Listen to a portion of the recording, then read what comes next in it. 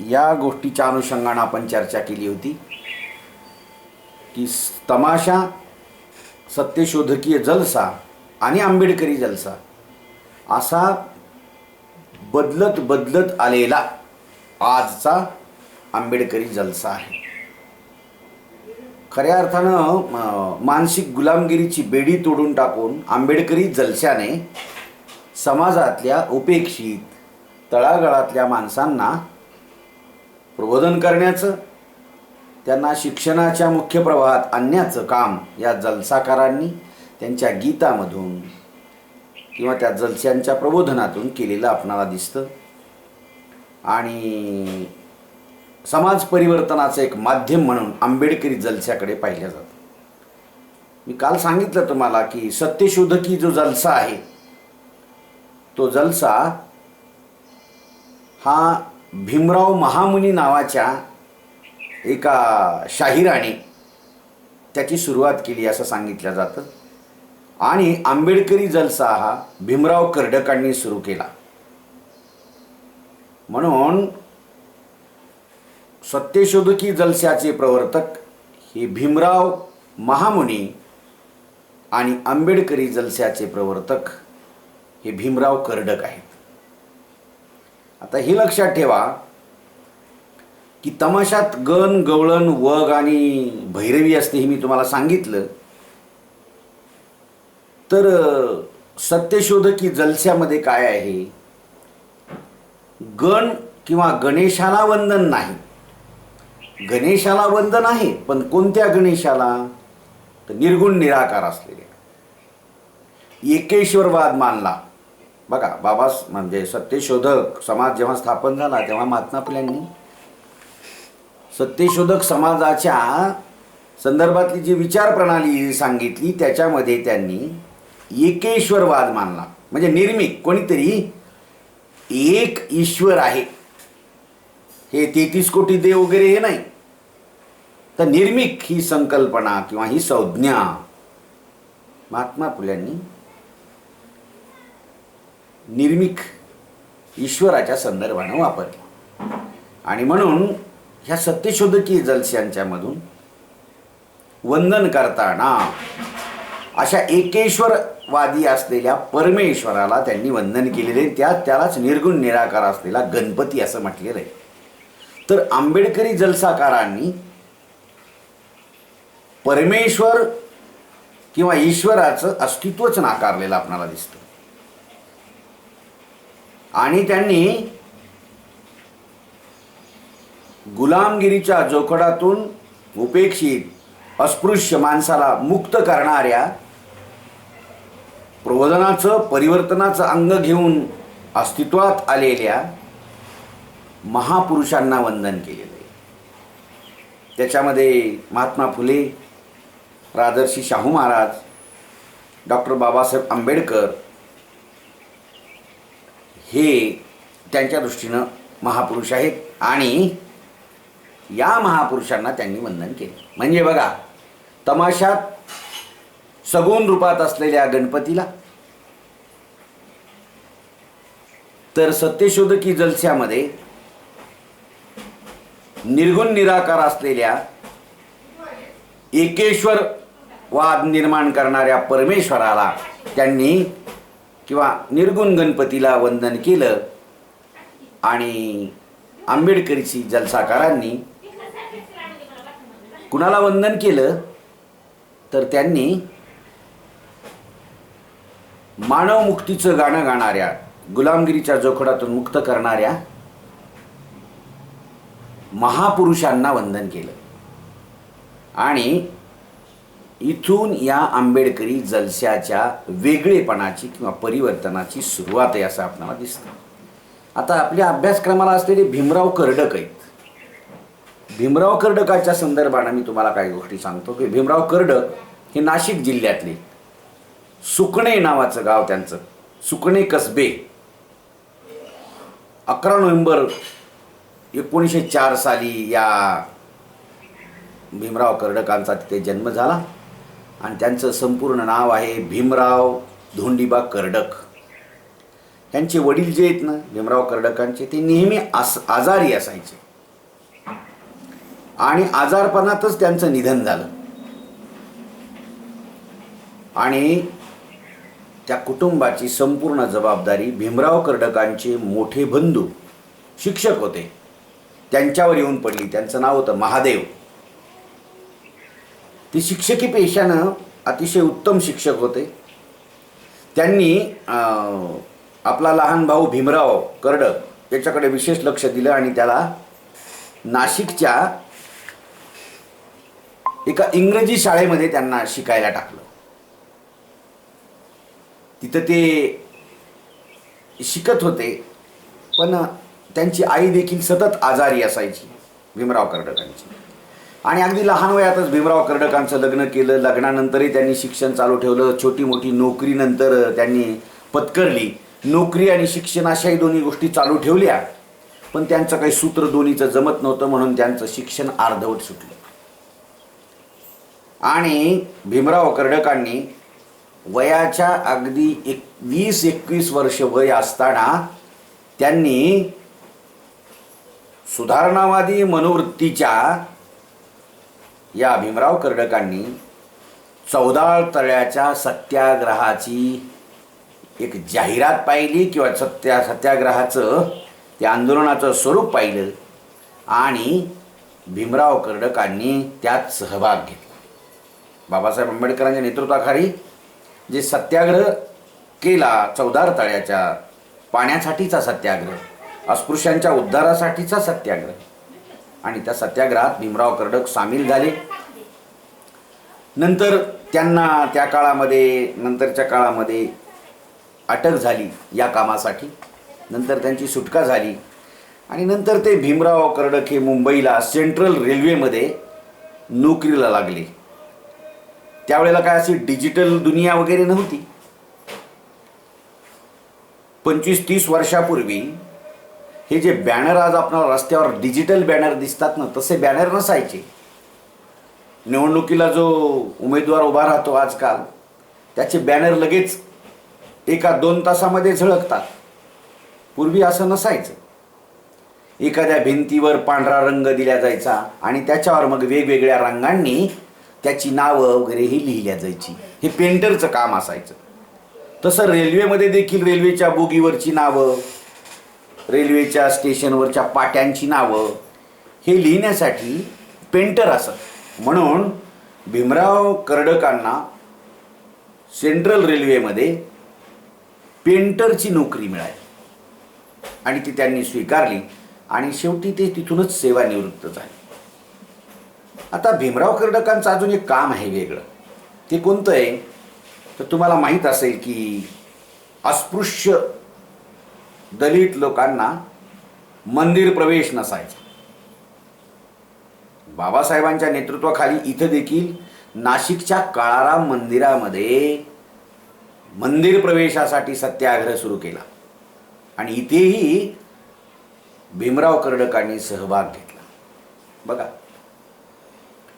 एखाद्याच्या आयुष्यात लेखनाची वाटचाल ही केव्हा आणि कशी होते तर त्याच्या पूर्वाश्रमीचं जे जगणं आहे, जो त्याग आहे, जो विचाराचा वसा आणि वारसा आहे, तो घेऊन तो माणूस जगत असतो आणि तो आपल्या साहित्यातून मांडत असतो. जगलेलं, भोगलेलं, पाहिलेलं, वेदनेनं वाट्याला आलेलं जीवन माणूस मांडत असतो, प्रत्येक साहित्य. तसं भीमराव कर्डकांनी म्हणून चौदार तळ्याचा सत्याग्रह, नाशिकच्या काळाराम मंदिरातला सत्याग्रह, या सत्याग्रहामध्ये सक्रिय सहभागी झाल्यानंतर त्यांनी या अस्पृश्यांच्यासाठीचं साहित्य लिहायला सुरुवात केली. बघा काय झालं की 1930 साली 26 ऑक्टोबरला भीमराव कर्डकांनी त्याच्या अगोदर इथं सत्याग्रहाला सुरुवात केली. काळाराम मंदिरात बाबासाहेबांच्या सोबत सहभागी झाले आणि नंतर 1930ला नाशिक जिल्हा युवक संघ स्थापन झाला आणि या संघाने काय केलं, पहिल्यांदा त्याच्यामध्ये भीमराव कर्डक सहभागी झाले. या संघानं 14 जानेवारी 1931 साली नाशिक जिल्ह्यातल्या चांदोरी नावच्या गावामध्ये एक जलशाचा म्हणजे त्यांनी एक खंडोबाच्या यात्रेमध्ये जलसा पाहिला. म्हणजे तो पाहिला म्हणजे तो केला सुद्धा. लक्षात ठेवा की या युवक मंडळाचा जो खंडोबाच्या यात्रेतला जलशाचा पहिला प्रयोग आहे, तो पहिला प्रयोग लोकांनी पाहिला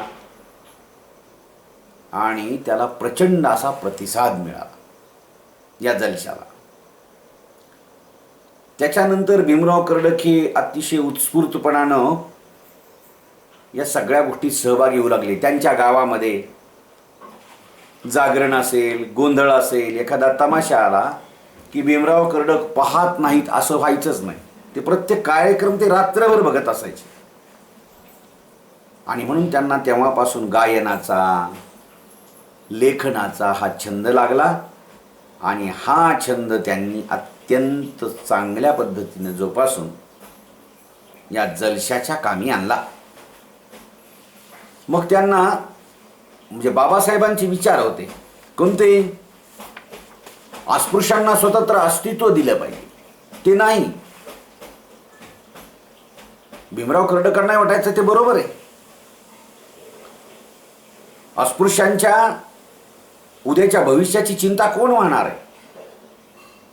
आणि ती साहित्याच्या, शाहिरीच्या, गीतांच्या माध्यमातून भीमराव कर्डकांनी सुरुवात केली. आणि भीमराव कर्डक म्हणू लागले, नाही समता तुमचे अंगी, तुम्ही लिहिले शास्त्रे ढोंगी. ब्राह्मण क्षत्रिय वैश्य शूद्र, हिंदू धर्मास पाडिले छिद्र. उच्च नीच भावना अंगी, जडविती पुराणे ढोंगी. पोटासाठी खोटे ग्रंथ, त्यामुळे झाले 18 पंथ. हे सोवळे तुमचे वरपांगी, कर्डक म्हणे अंतरी हे ढोंगी. बघा, भीमराव कर्डकांनी याची सुरुवात केली. एक अर्धा मिनिट फक्त.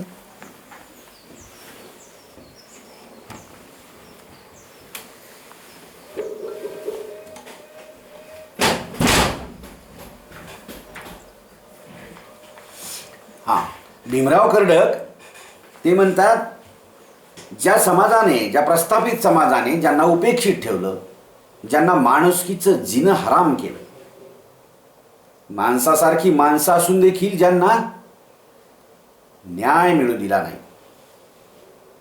सगळी माणसं समान आहेत या तत्वानं आपण म्हणायला लागतो, पण समाजातल्या काही प्रस्थापित लोकांनी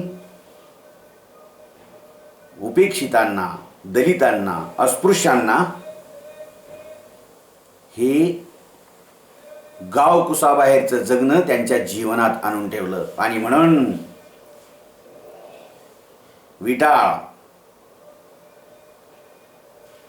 विटाळाचा स्पर्श म्हणजे अस्पृश्यांचा स्पर्श झाला की विटाळ होत असायचा या समाजात. आणि म्हणून ते म्हणतात, नाही समता तुमचे अंगी, तुमच्या अंगात समता नाही. आणि त्याच्यामुळे तुम्ही लिहिलेली शास्त्र ही ढोंगी आहेत.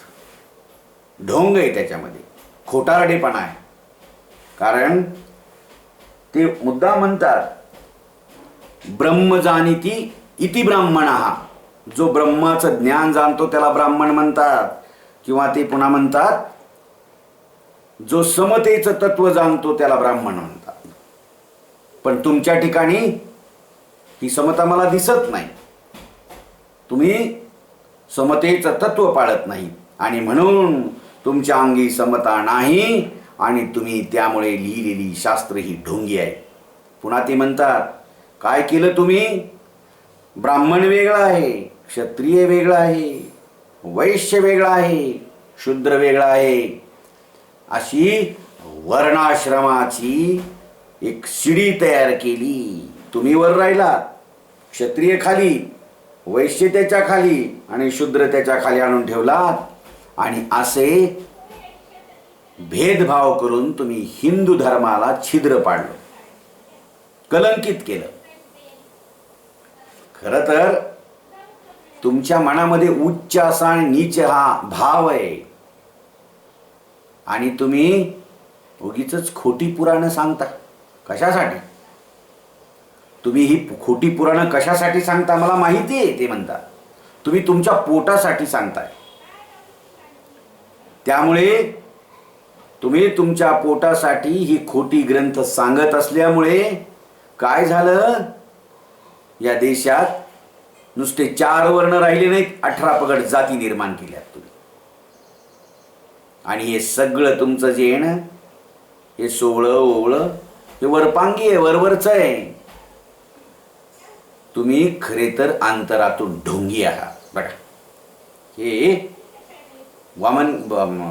भीमराव कर्डकांनी अतिशय समाजातल्या या धर्मशास्त्र आम्हालाच कळतं असं जाणणाऱ्या अहंभाव असलेल्या लोकांना खदखदा हलवून सोडलेलं आपणाला दिसेल.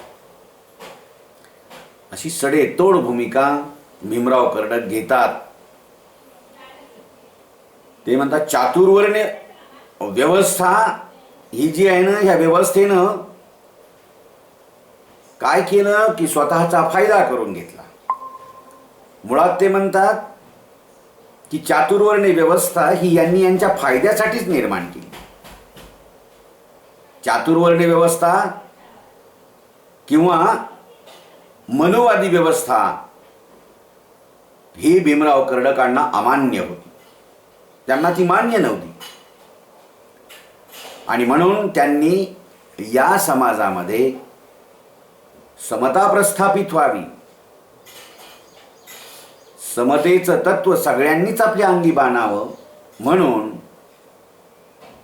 भीमराव कर्डकांनी अशा प्रकारच्या रचना लिहिल्याचा आपणाला दिसेल. वरची जी त्यांनी रचना लिहिली, ते रचना लिहिण्याच्या पाठीमागचा उद्देश त्यांचा हाच आहे की समतेच्या तत्वानं हा समाज निर्माण झाला पाहिजे. तुम्ही माणसं आहात, आम्ही माणसं आहोत. सगळीच जर माणसं सारखी असतील, त्याचे अवयव सारखे असतील, त्याला अधिकार सारखे असतील, तर तुम्ही त्यांना त्यांचे अधिकार का देत नाही? आणि म्हणून त्यांना, भीमराव कर्डकांना असा प्रश्न आहे की जर माणसासून सारखेपण नसेल, समता नसेल, तर मग हे तुम्ही सगळं ढोंग करत आहात. आणि म्हणून अशा चातुर्वर्ण्य व्यवस्थेचा, अशा विषमतावादी व्यवस्थेचा मी धिक्कार करतो, मी निषेध करतो. आणि म्हणून त्यांनी समतेवर प्रस्थापित, समतेवर आधारित असलेलं राज्य, समतेवर आधारित असलेला समाज त्यांना अपेक्षित आहे. आणि म्हणून अशा प्रकारच्या रचना भीमराव कर्डकांनी लिहिल्याचं आपल्याला जाणवतं. पहा, भीमराव कर्डक अजून एका गीतात म्हणतात, अस्पृश्य बांधवांनो वडिलांची चाल सोडा. अतिशय सुंदर असं ह्या वेगळ्या चालीमधलं हे गीत आहे. अस्पृश्य बांधवांनो वडिलांची चाल सोडा, पूर्वीच्या चाली रीती मेलेले मांस खाती, वाईट झाली आपुली स्थिती, कोणीन आपणा शिवती, अस्पृश्य बांधवांनो वडिलांची चाल सोडा. बघा, तुम्हाला माहीत नसेल, माझ्या लहानपणी मी स्वतः बघितलेले माझ्या गावात. विशेषतः पावसाळ्यामध्ये तर जनावरं अधिक मरत असायची. वृद्धत्वानं किंवा थकून मरणारं जनावर एखादंच असायचं, रोगराईनं जनावरं मरत असायची. अहो, ज्या देशामध्ये अजूनही 25-50 हजार लोकसंख्येच्या मागे एखादा डॉक्टर नाही, आजही त्या देशामध्ये 50 वर्षापूर्वीची काय अवस्था असेल, जनावरांच्या दवाखान्याची तर काय अवस्था असेल. म्हणून जनावरं मरत असायची, कोणत्या तरी साथीच्या रोगानं मरायची.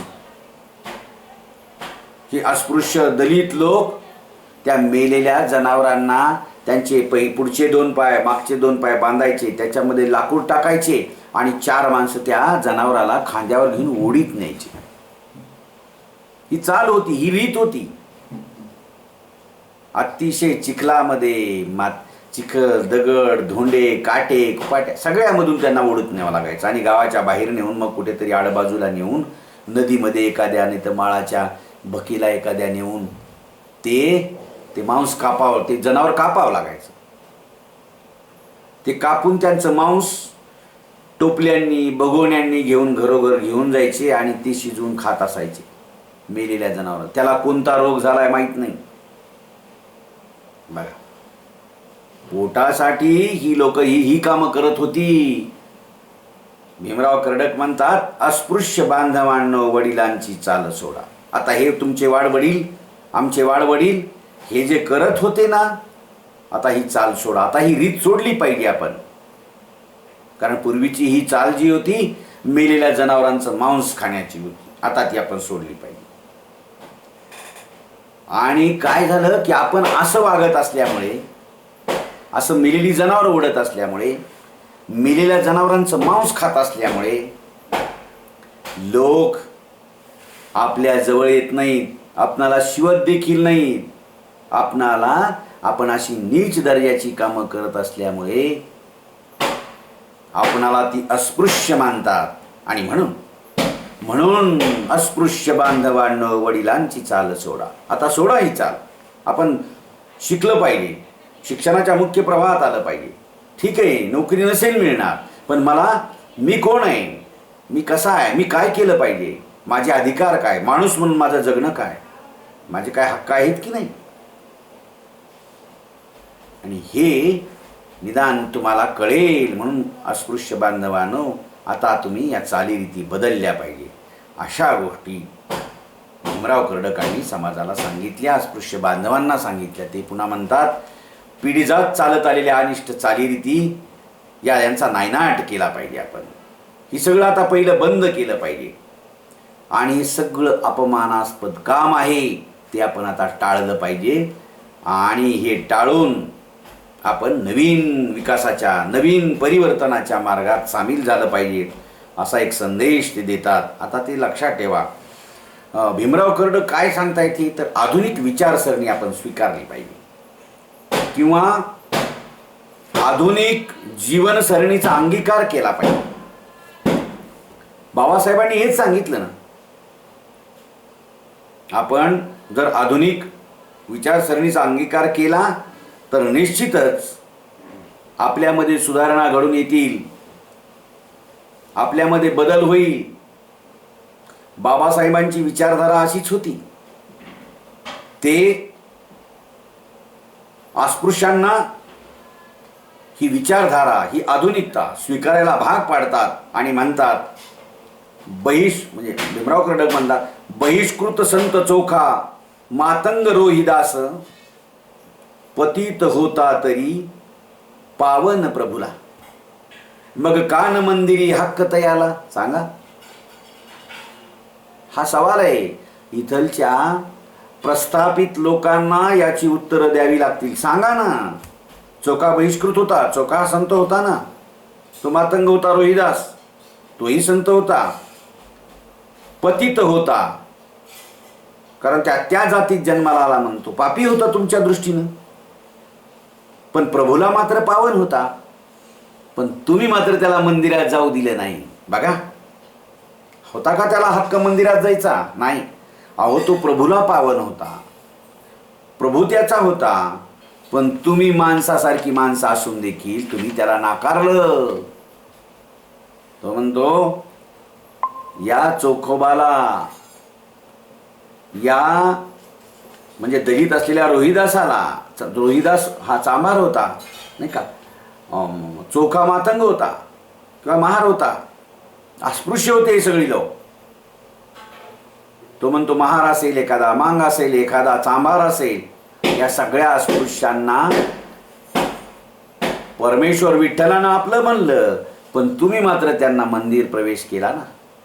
जरी आला प्रभू साक्षात्कार, तरीही सनातनी घाली बहिष्कार. मग का न स्वीकारावे परधर्माला, बहिष्कृत संत चोखा मातंग रोहिदास. मग का न मंदिरी हक्क तयाला. सांगा, संत चोखोबा, संत रोहिदास, संत कर्ममेळा, संत सोयराबाई, हे सगळे संत सावतामाळी, हे असे 18 पगड जातीतले अस्पृश्य असलेले संत, त्यांना देवप्रिय होता, देवाला ते प्रिय होते. पण माणसांनो, तुम्ही मात्र सनातन्यांनो, तुम्ही मात्र त्यांना मंदिरात जाऊ दिलं नाही, त्यांना प्रभूचा साक्षात्कार झाला. त्यांनी सांगितलं तरीही तुम्ही सनातन्यांनो त्यांच्यावर बहिष्कार घातला. मग भीमराव कर्डक प्रश्न विचारतात, मग सांगा की आम्ही तुमच्या धर्मात का राहावं? आम्ही आमचा दुसरा धर्म का स्वीकारू नये? जर तुम्ही आम्हाला आमचं माणूसपणच नाकारणार असाल तर आम्ही तुमच्या धर्मात का राहावं, असा सवाल भीमराव कर्डक आपल्या समोर करतात.